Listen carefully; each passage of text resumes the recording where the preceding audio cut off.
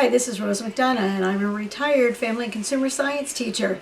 And yesterday I was taking a shower, and all of a sudden I thought, button sewing. Did I ever show anyone how to put a button back on? So I asked Brooke. She quickly went through all our videos and said, no, you have not. So today we're making sure that you know how to put a button on. As an aside story, I had a coworker come into my classroom one day during lunch and said, do you have a pin, safety pin? Sure, I have a safety pin. Why do you need it? And he said, well, my button came off. And I said, well, let me just attach it for you. Do you have the button? And he said, yeah. He goes, I can't take my shirt off. That's okay. I don't need you to take your shirt off. Just pull it out and I will quickly, where your little belly is, and little belly is the problem. That's why the button had come off. I said, I'll sew it back on. I was done in a few seconds, and he said, are you kidding me? You mean I never needed to throw shirts away? That's how easy it is to attach a button? Yes, that's how easy it is to attach a button. So I have a lot of buttons here. This came from my mom. Now, you all know I'm 60, so I do not know how long my mom had it. Every time there were buttons that would be coming from something, and I have that same disease, you know I can't throw away anything. So this shirt was being thrown away, and I had to cut off this part because look at all those buttons on there. Yep, if I need matching buttons for something, I will come in, I will take those buttons off, and I will have them. I have a ton of buttons here, and of course I have my own that I have moved on to. A wide variety of buttons. If you don't know where the button is, if it came off of your shirt, if it came off of your pants, whatever, just at the ending part of it is, this is bouillon cubes, 12 bouillon cubes, 21 cents. Yeah, that's all it costs for that. All right, so for right now, also, if I happen to be somewhere and there's stuff on clearance, I'll grab buttons there just to keep in my drawer, just because you don't know when you're going to need them. This button is called a shank button. No idea why it's called that. I certainly don't, but I just want you to know, a shank button. It means the top of the button looks decorative, but the bottom has the place that you attach it to. You attach a shank button the same way that you would attach a 2-hole button. And you also have a 4-hole button because, you know, it has 1, 2, 3, 4 holes. And then there's 2-hole buttons, and again, I have another shank button here. There's colorful buttons, there's not so colorful buttons. There also are buttons that the holes are on the outside. Those are plain decorative buttons. You can't actually ever use them. The idea is, as all of you have buttoned a shirt, know that you take the opening, it goes underneath the button, and the button should not be twisted. There should be a little bit of a space in there so everything lies flat. If you have a sewing machine and you're putting a button on, you might put a needle down, a safety pin or a straight pin down, so that when you're sewing over, it doesn't get real tight. But for us, we're just going to hand sew it on, so it's not going to matter. All right, I'm just going to use a piece of fabric. I chose a piece that's dark. I'm going to choose a nice large button to be able to show this to you. And if you've ever seen any of my other ones, you know how much thread you need. You take your thread. How much thread do I need? I don't know. So my I don't know is different from someone else's I don't know. My arm span might be a little bit smaller than someone else's. That's about how much thread that you need. And then you're going to double your thread as you put it on. Double, double, double, double, double, bring it down, and you're not going to knot it. And we're going to use this. So we're going to switch views so that you can watch over my shoulder as I do this.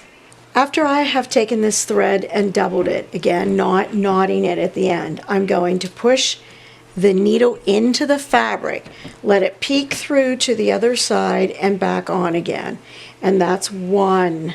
Leaving a tail. You see how it's not doubled there? I want to make sure it's doubled. If it's not that big of a deal if it's uneven, but I definitely need to make sure it's doubled. If I find that I pulled it through too far, okay, then that's on me and I have to start all over again. So again, to do that, you push the fabric on. Here's the needle has peeked through, and I'm pushing the needle back on again. So that's one, and I've got a tail. I'm going to go in about the same spot, never flipping your fabric over. And that's 2. And the last time I'm going to do it is 3. This is called locking it in. And listen, It's not coming out anytime soon. If you in fact do a knot and you keep pulling like that, you'll be able to get the thread out, but this is staying in. I'm taking my button and I'm going to call this my top right side for now, and that's what I need to work with. So I'm going right where I was and I'm holding it. I promise you this is the hardest part right here. Once you've done this, the rest is easy. And I'm using a really large button, of course, because I want to make it easier.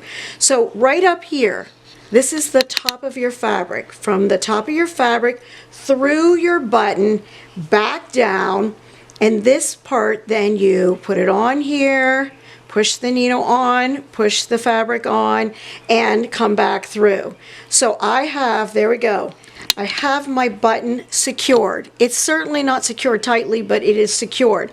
Remember, this is my top, this is my bottom.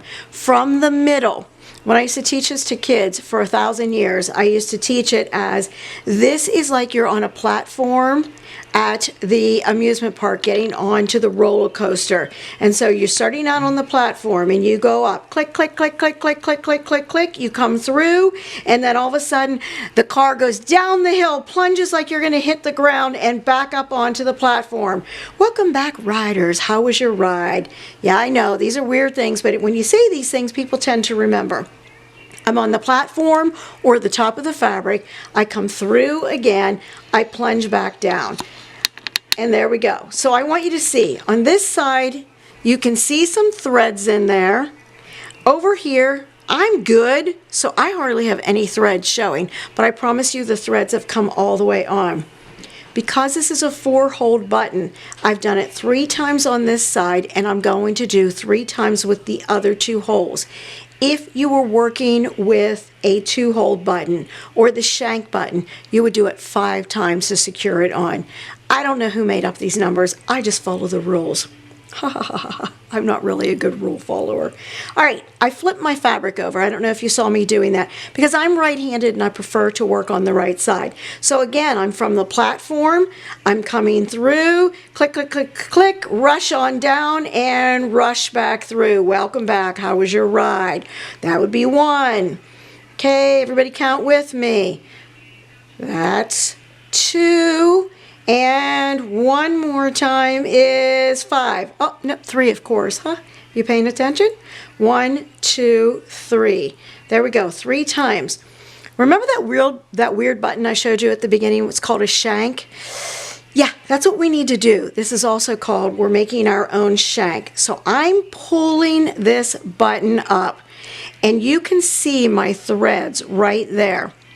When you are hand sewing and you've done that and you button your clothes up, your pants for instance, every time you go to the bathroom during the day, which is why the pants buttons a lot of times pop off. Every time you put the fabric on top of that buttonhole area, that button, you go back and forth and it starts to wear your threads thin. So what we're going to do is wrap it. So where you can clearly see the line for the buttons, we're going to go 1 and 2 and 3. We've wrapped it. So those 6 threads are going to take a lot of the wear and tear. And now we're going to do a slip knot. And I'm going to go in between the threads, and I'm taking my thread.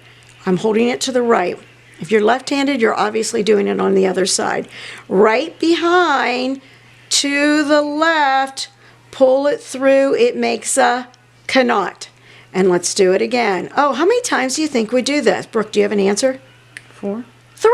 Brooke, 3! Everything in sewing is 3! Sorry, 4 buttonholes, I thought. No, just 3. And wrap behind and pull it through and makes a knot. And that's it. I don't want to cut myself. I always like to show off and do this.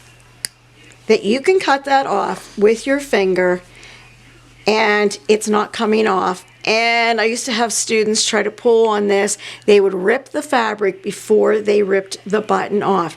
That's how simple it is. Number 1, lock it in. Number 2, attach on either side. 1, 2, 3, flip your fabric over. 1, 2, 3. Think of it as your top and your bottom. It's so easy to work with it and do it that way. And then you wrap it, you do your slip knot, and it's a done deal. I talked through this. If I wouldn't have been talking through this, and you all don't know this, but I kept turning and looking at the camera as though you could see my face, but I could have been done faster. That's how easy it is once you start doing that. It lies flat, but yet there's enough space underneath here that I could get a piece of fabric to go underneath here without it looking like it is bunched up.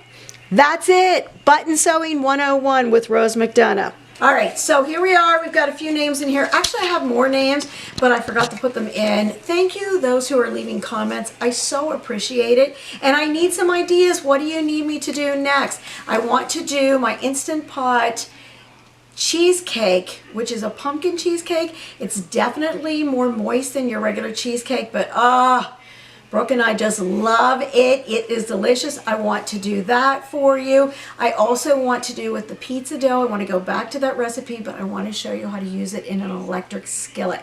So those college students will be able to have homemade pizza if they do it. All right, so let me pull names here and see. Oh, actually, I accidentally pulled it out too. Led Peng. Ledpeng, not sure who it is, but I certainly appreciate that you watch and that you're willing to be a subscriber and like things.